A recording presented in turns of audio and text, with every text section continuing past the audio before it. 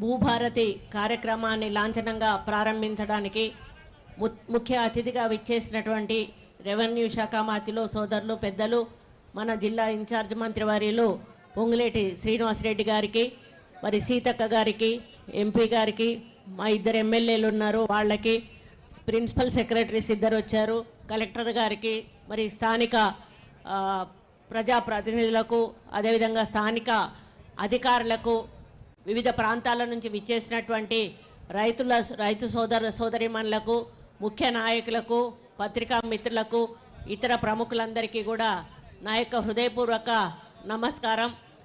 దేశానికి వెన్నెముక రైతు లేనిదే రాజ్యం లేదు.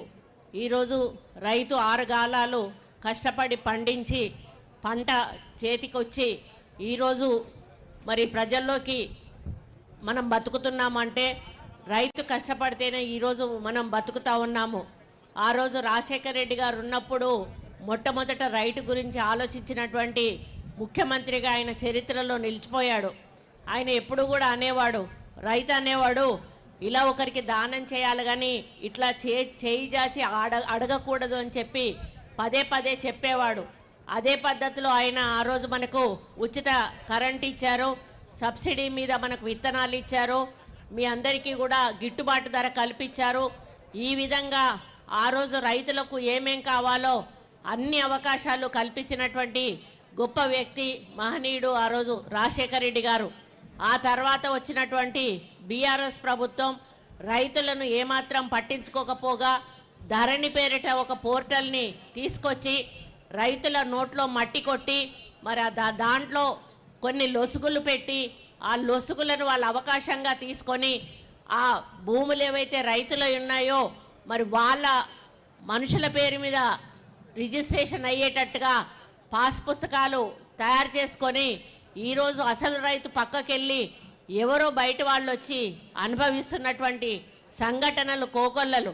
అంతేకాకుండా ఆ రోజు ఇందిరమ్మ ల్యాండ్ సీలింగ్ చట్టాన్ని తెచ్చి ఒక్క భూస్వామికే 100 ఎకరాలు ఉండకూడదు, ఎవరికైతే భూమి లేదో వాళ్ళకు భూమి పంచాలి అని ఒక లక్ష్యంతో ఒక మనిషికి ఇంతే భూమి ఉండాలి అంతకంటే ఎక్కువ ఉండొద్దు అని ల్యాండ్ సీలింగ్ చట్టాన్ని తెచ్చి ఆ కుటుంబంలో ఉన్న వ్యక్తులకు సరిపోను భూమి వదిలేసి మిగిలిన భూమంతా కూడా తీసుకొని ఆ రోజు మరి దళితులకు పేదలకు పంచినటువంటి ఘనత మరి ఆ రోజు ఇందిరాగాంధీది.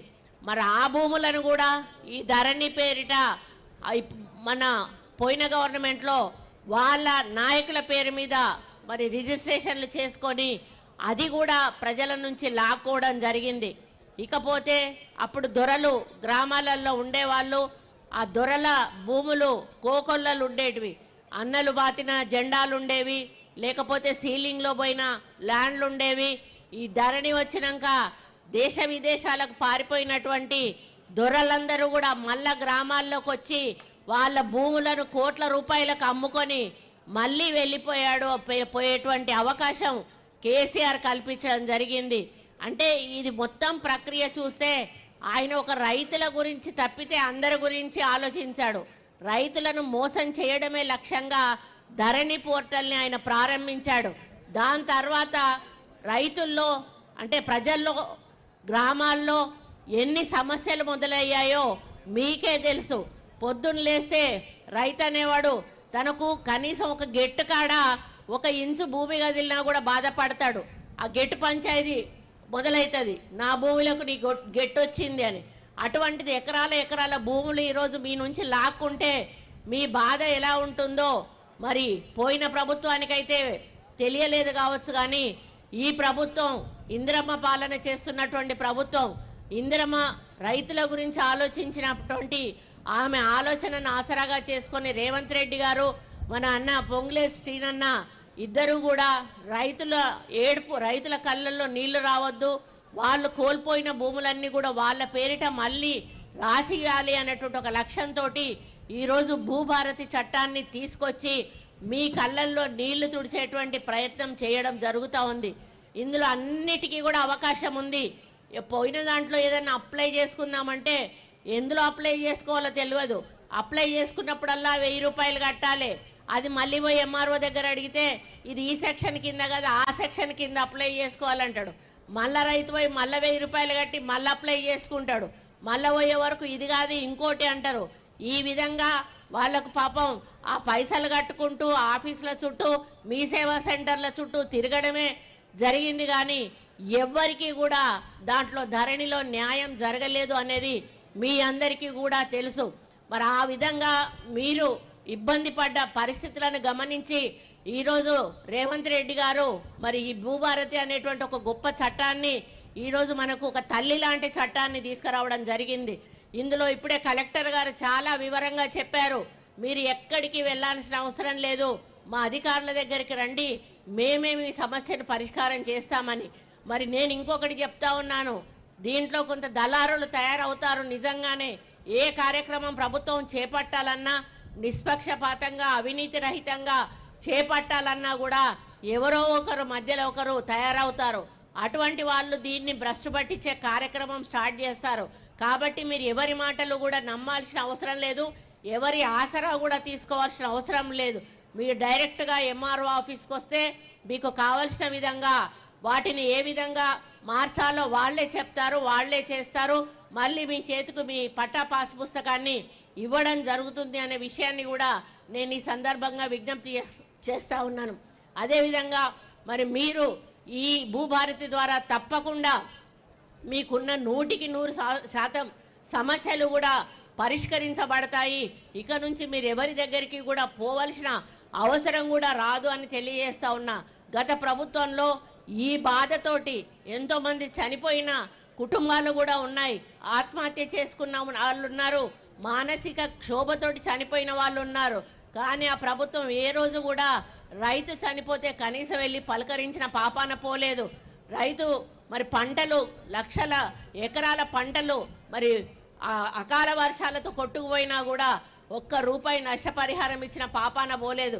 కానీ ఈరోజు మన ప్రభుత్వం రైతుకు బీమా చేస్తూ ఉంది, పంటకు బీమా చేస్తూ ఉంది, మరి నష్టపరిహారం కూడా ఈరోజు ఇచ్చేటువంటి కార్యక్రమం చేస్తూ ఉంది. ఈ విధంగా రైతును రాజును చేయాలనేటువంటి ఒక లక్ష్యంతో రేవంత్ రెడ్డి గారి నాయకత్వంలో మరి మనం ముందుకెళ్తున్న సందర్భంలో మరి అధికారుల పాత్ర చాలా పెద్దది. ఇది మేము చట్టాలనైతే చేయగలుగుతాం, కానీ అమలు చేయాల్సింది స్థానిక అధికారులు. ముఖ్యంగా కలెక్టర్ గారికి నేను ఒకటే చెప్తా ఉన్నా, మీ కింది అధికారులకు మీరు ఒకసారి కూర్చోబెట్టి కౌన్సిలింగ్ చేయాల్సిన అవసరం ఉన్నది. ఎవరిని కూడా వచ్చిన రైతును ఇబ్బంది పెట్టొద్దు, ఎవరి దగ్గర కూడా మరి ఎటువంటి రూపాయి ఆశించొద్దు.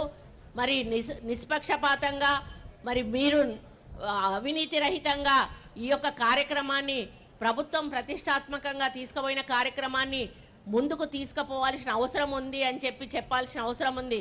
ఒకవేళ ఏ అధికారి అయినా కూడా చిన్న పొరపాటు చేసినా నిర్మోహమాటంగా ఆ అధికారుల మీద యాక్షన్ తీసుకోవాల్సిన అవసరం ఉందని కూడా వారికి నేను విజ్ఞప్తి చేస్తా ఉన్నాను. కాబట్టి మీ రైతులకు ఒకటే భరోసా ఇస్తా ఉన్నాము, ఈ భూభారతి ద్వారా మీ సమస్యలన్నీ పరిష్కారం కాబడతాయి, మీరు చాలా హ్యాపీగా ఉంటారు.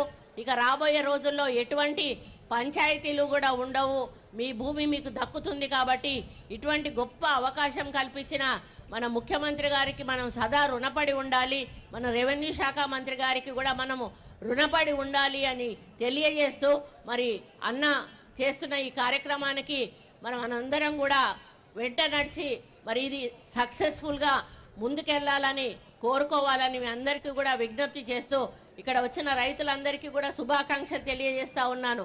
ఎందుకంటే రాష్ట్రంలో 4 మాత్రమే సెలెక్ట్ చేసుకున్నారు, 4 మీ యొక్క మండలాన్ని సెలెక్ట్ చేసుకోవడం కూడా మీ అదృష్టంగా భావిస్తూ దీని ద్వారా ఇంకా ఏమైనా తప్పప్పులు ఉంటే, ఎందుకంటే పైలట్ ప్రాజెక్ట్ ఎందుకు తీసుకుంటారు అంటే మీకు అమలు చేసేటప్పుడు ఇంకా ఏమైనా ఒప్పులు తప్పులు ఉంటే మళ్ళీ సరిదిద్దుకునే అవకాశం ప్రభుత్వం తీసుకోవడానికి ఈ పైలట్ ప్రాజెక్ట్ తీసుకుంటుంది. కాబట్టి ఈ పైలట్ ప్రాజెక్ట్ ద్వారా మీకు న్యాయం జరగాలి, రాష్ట్రంలో ఉన్న ప్రతి రైతుకు కూడా న్యాయం జరగాలి అని కోరుకుంటూ మరి ఇప్పుడు మనం ప్రభుత్వం కూడా పంటలకు కూడా బోనస్ ఇవ్వడము మరి అధికంగా మనం లబ్ధి పొందడం జరిగింది. అదేవిధంగా రైతు బంధుతో కూడా ఈరోజు ప్రభుత్వం మిమ్మల్ని ఆదుకోవడం జరిగింది. అన్ని రకాలుగా రైతు వెంట ఈ ప్రభుత్వం ఉంది కాబట్టి రైతులందరూ కూడా ఈ యొక్క ఇందిరమ్మ పాలనను ఆహ్వానించాలని, మన ముఖ్యమంత్రి గారిని ఆశీర్వదించాలని, మా వెంట నడవాలని కోరుకుంటూ ఈ అవకాశం ఇచ్చినందుకు ధన్యవాదాలు తెలియజేసుకుంటూ సెలవు తీసుకుంటా ఉన్నాను. జై హింద్. ధన్యవాదాలు మేడం.